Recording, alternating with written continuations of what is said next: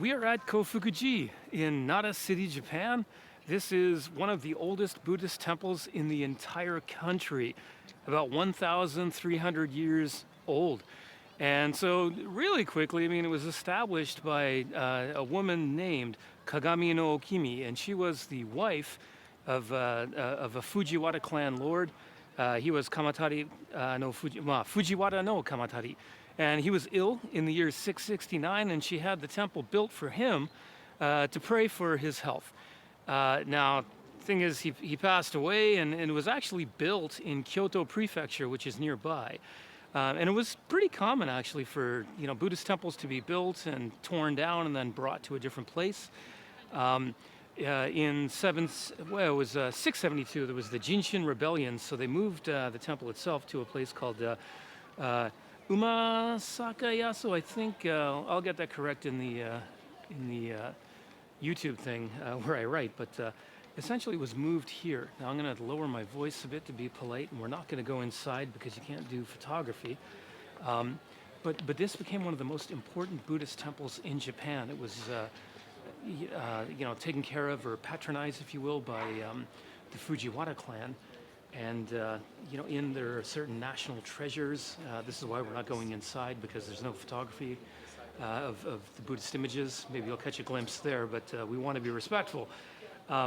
So under the Fujiwara clan in the Nara period, which would be roughly about 710 to 794, I think, it became quite powerful.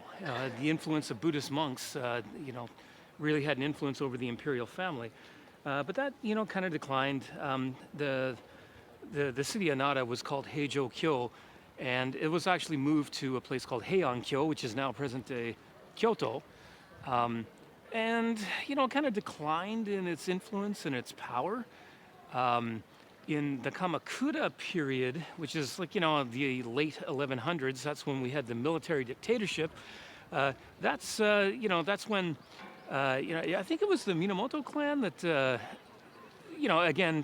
hey, we're going to support Buddhist temples around the country, and that's where the rise of Buddhism again. It's kind of Buddhism took root in Japan like in the 500s and 700s Common Era, but it had kind of its heyday. And it's interesting that Shinto and Buddhism kind of worked together right up until the Meiji Restoration in 1868, where the nationalist government didn't actually say Buddhism's bad, but they did separate Buddhism and Shinto, and this is where you saw state Shinto, sponsored by the government, and nationalist backlash.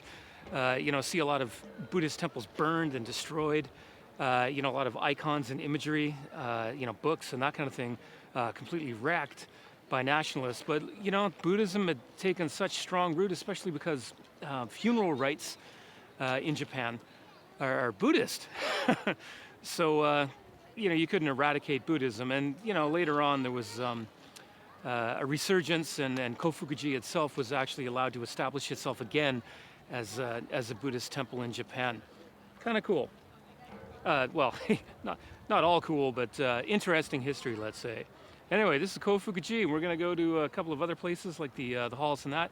This is a great central hall, by the way, and Kofukuji means the temple that brings blessings.